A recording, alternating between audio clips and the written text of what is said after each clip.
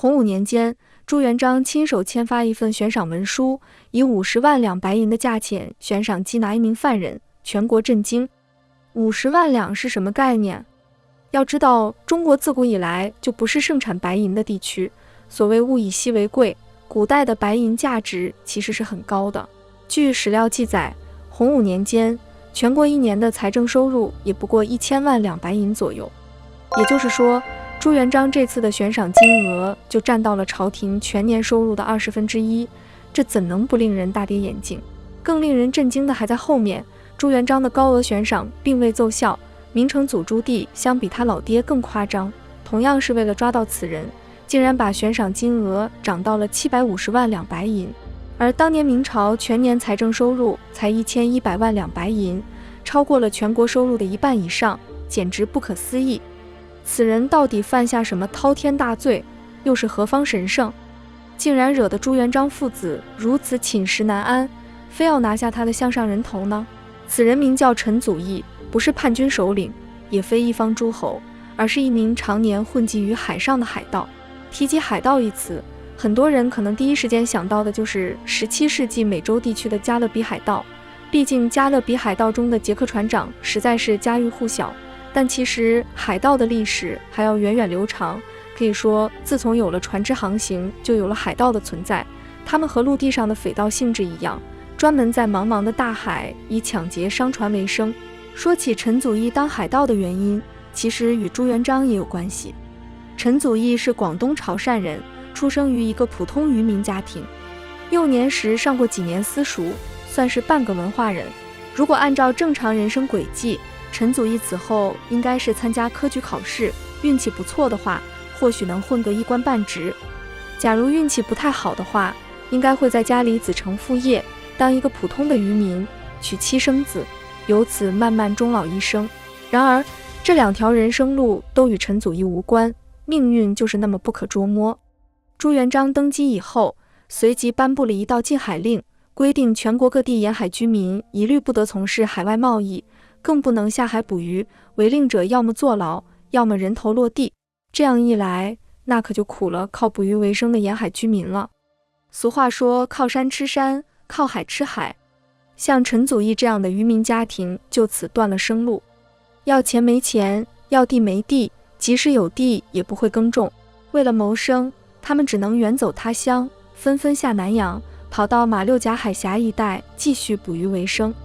但那毕竟是别人的国家，并不是你想来就来的。陈祖义一家人好不容易安顿下来，重操旧业继续捕鱼，却多次遭当地人排挤，甚至还经常被勒索敲诈，生活几乎难以为继。人善被人欺，陈祖义心里渐渐觉得不是滋味，干脆就心一狠，联手几个一起下南洋的乡亲，干起了无本万利的海盗生意。作为海上盗匪，海盗算是一个对技术要求较高的职业，除了不错的身手之外，还要跟周围的势力搞好关系，不然很容易被其他海盗兼并。幸好陈祖义本人是个胆大心细又颇有谋略的海盗头目，他很快就聚集起一股武装力量，盘踞在马六甲一带，专门抢夺过往商船。此后10几年，陈祖义通过吞并周围的小股力量，势力逐渐强盛起来，成为世界最大的海盗集团头目之一。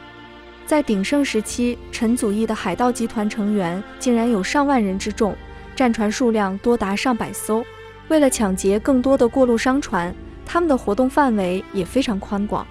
除了南洋各国，包括我们沿海地区，中国台湾、日本都会涉猎，甚至在印度洋都经常见到他们的身影。大明朝当时国力强盛，兵强马壮，为什么不联合各国剿灭这帮海盗呢？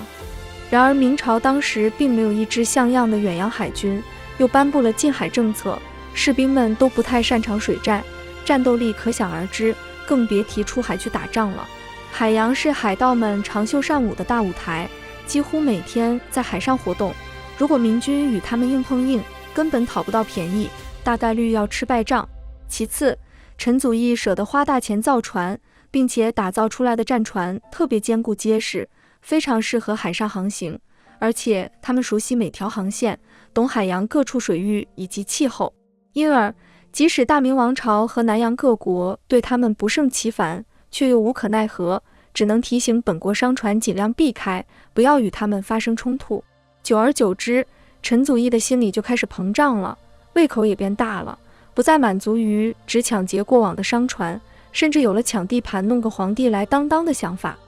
陈祖义想转型上岸，还有一个原因，就是他们已经竭泽而渔了。当时的海上贸易并不繁忙，遇上他们这帮拦路抢劫的海盗，更是血本无归。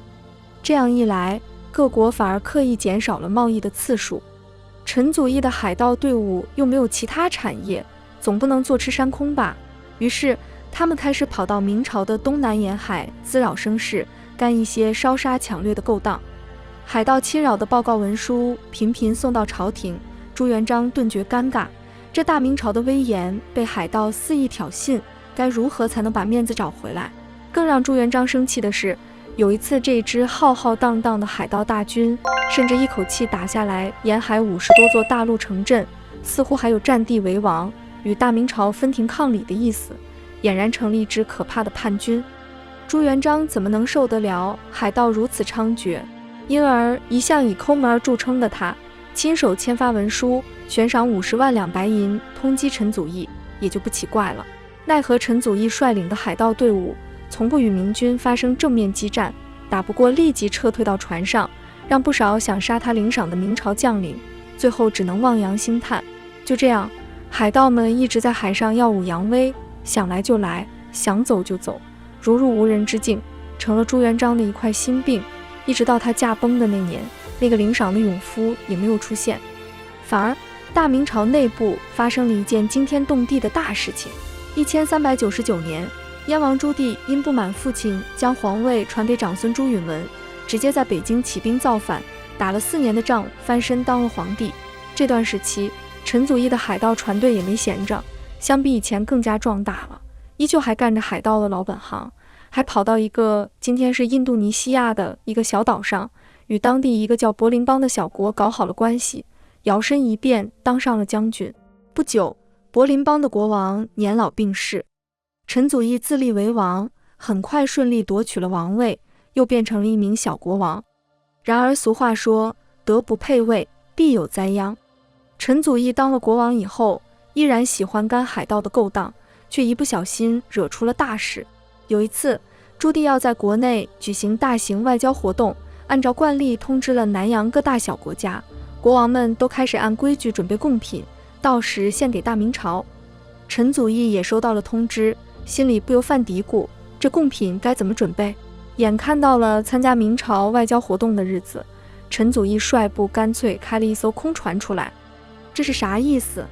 就是挑不好贡品好办，把一切交给大自然的选择。就这样，陈祖义一路开船往明朝方向走，遇到船只就拦路抢劫，也不挑目标，抢到什么就准备送给朱棣什么。谁知陈祖义抢的一些船队里，也有好几只船本来都是来给朱棣献贡品的。那被抢贡品的国家使者哭丧着脸跑到朱棣面前，就开始狠狠地告状，把陈祖义如何丧心病狂抢劫他们的贡品的情形一顿添油加醋地抖了出来，并恳请朱棣主持公道。朱棣心里不痛快了，感情这人拿着原本就是我的贡品来借花献佛，自己一点贡品都想不出，这也太胆大包天了。于是朱棣连着他爹朱元璋的新老旧账一起算，将赏金提高到了750万两白银，整整提高了15倍，是当年明朝财政收入的1半还多。只要谁把陈祖义的人头拿来，赏金就归谁。不过根据民间野史，朱棣之所以肯把赏金定到如此令人啧舌的地步，其实还有另外一个更重要的原因，那就是明朝建文帝一直下落不明，据说最后逃到海外投靠了陈祖义。众所周知，建文帝朱允炆的存在永远是朱棣的一块心病，只要这个侄儿还活着，就意味着朱棣的皇帝宝座似乎名不正言不顺，因而凡是打着建文帝的旗号搞事情，在朱棣的眼里那就必须除之而后快，不留半点后患。朱棣铁了心要除掉陈祖义，可人家在万里之外的海上，赏金再高也拿他没办法。那怎么办呢？只能造船，与陈祖义在海上一决高下。1405年，郑和奉旨督办打造的宝船竣工。据史料记载，该船长44丈，宽18丈，高8层。最让人惊叹的还是宝船的排水量超过1000吨，就这项造船工艺技术水平，领先了世界整整1个世纪。100年后的西方航海家哥伦布、麦哲伦之类的，他们所用的船只大小与郑和宝船相比，仅只有宝船的1/10。在当时那个时代，郑和宝船就是今天的航空母舰。1405年，中国历史上著名的郑和下西洋活动正式剪彩开始。大明朝第一次出使就动用了62艘大小船只，官兵水手共计28000余人，令世界沿海各国为之炫目。陈祖义见到大明朝如此大阵仗，终于害怕了，甚至见到远方的船影就率领部下溜之大吉。1407年，郑和经过近2年的航行，停靠在一个叫旧港的地方，而这里恰好也离陈祖义的老巢不远。陈祖义这下又蠢蠢欲动，动了心思。他知道郑和的船上有不少宝物，开始盘算如何才能抢到手。经过打听，得知郑和是个太监，陈祖义十分高兴，多少有些瞧不上，认为郑和外强中干，根本不会带兵打仗，即使以前在陆地上打个几次胜仗，也只是侥幸而已。不过这一支明朝船队太过庞大，如果硬攻的话，无异于以卵击石，自己的船队几乎没有胜算。于是陈祖义想来想去，认为只能智取，就写了一封投降信送给郑和，采用了兵法里比较经典的计谋，那就是诈降。郑和收到陈祖义的投降信，心里十分高兴，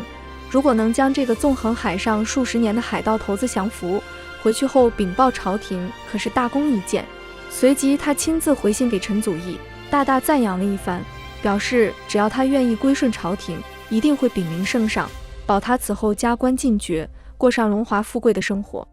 不巧的是，陈祖义的阴谋被一个叫施晋清的侨民知道，偷偷跑去告诉了郑和。郑和原本就不太相信陈祖义，如今听了密报，赶紧召集手下商议如何应对。最后大家一致决定，不如将计就计，让陈祖义有来无回。到了约定的日子，陈祖义率部开着船来到了约定的海面，看见郑和的船队并无什么异样，似乎毫无防备，于是就放心地开到了宝船的边上。正当陈祖义兴奋不已，准备发出信号，命令海盗船进行突袭时候，突然听见数声巨响，抬头看见天上火炮齐刷刷朝自己船队射了过来，不由大惊失色，这才明白中计了。陈祖义麾下所有的海盗船只被逐一分割包围，成了明军火炮的活靶子，完全失去了抵抗的能力。海盗们被炸得血肉横飞，死的死，伤的伤，只有少数运气好的海盗见势不妙，赶紧投降，成了明军的俘虏。据史料记载，这一仗明军击沉敌船20余艘，俘获敌船30多艘，歼灭海盗5000余人，缴获战利品不计其数，大获全胜。陈祖义试图负隅顽抗，似乎也没有什么作用，最后在一片混乱战斗中，与其他3位匪首被明军士兵生擒活捉。1407年底，陈祖义等10多名海盗匪首被押解回南京受审。朱棣得知陈祖义被抓获，龙颜大悦，到了行刑的那一天，特意召集南洋各国使臣前来，专门搞了一个庆祝仪式，随后才将陈祖义斩首示众。一代海盗王至此落幕。